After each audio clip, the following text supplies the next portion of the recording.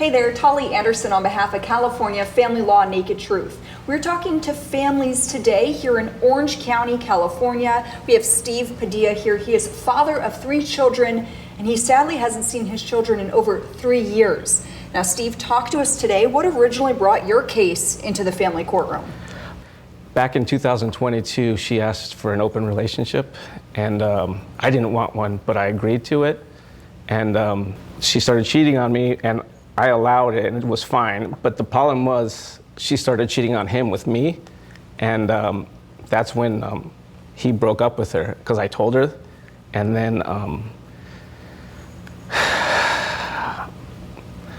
after I told him, she forced me to sign a non-disclosure agreement because she didn't want me to tell people, because for the whole time that she was dating him, I was her person. So she was telling me everything about him, and she was telling me some really twisted stuff. And so once he found out that we were cheating together on him, she forced her to get me to take a non-disclosure agreement. And in that non-disclosure agreement, I have to give my ex and him $100,000 and my children's home if I told anyone about the horrible things that he was up to. And so once he broke up with her, she signed the non-disclosure agreement. He took her back, but then she started cheating on me again. And then that's when she started telling lies about me to my friends, and then she called the police. And that's when I tried to take my life, because I knew what I was in store for. I knew exactly what would happen because I'd been through it before in Los Angeles.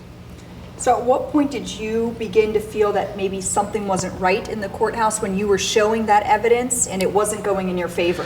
Well, the problem was the judge doesn't look at the evidence. They look at an evidence list. So my ex was sending a video of empty dumpsters and then labeling it video of the perpetrator breaking the restraining order. Or she would send a video of like a man walking by the sidewalk with 0 features. You couldn't make out a single feature on his face, saying video of the perpetrator breaking restraining order. So this lawyer, Dana Hyde, she knows how to work the system. She knows that these court employees are overworked, under-resourced, and they don't have time to look into what they're doing. So they just look at a checklist and they move on. They make their judgment based off of Cliff Notes, basically.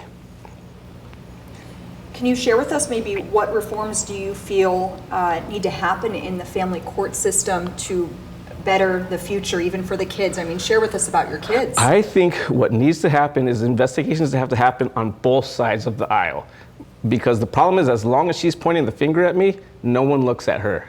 And that is what is robbing my children of a future. You know, it's cost me over $100,000 and I haven't seen them once. Is there something you would like to share with your kids or say with your kids right now? I'm doing everything in my power to reunite our family. Like, there's nothing more important to me than you guys. And then maybe to finish on just a brighter note, how did you find California Family Law Naked Truth to bring other families together that while you guys are going probably through the worst time in your life, you do have someone to chat with and to cope together?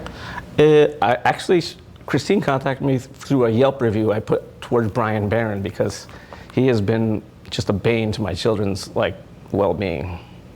Do you want to dive deeper into Brian Barron? Yeah, Brian Barron, he's basically done nothing to help my kids.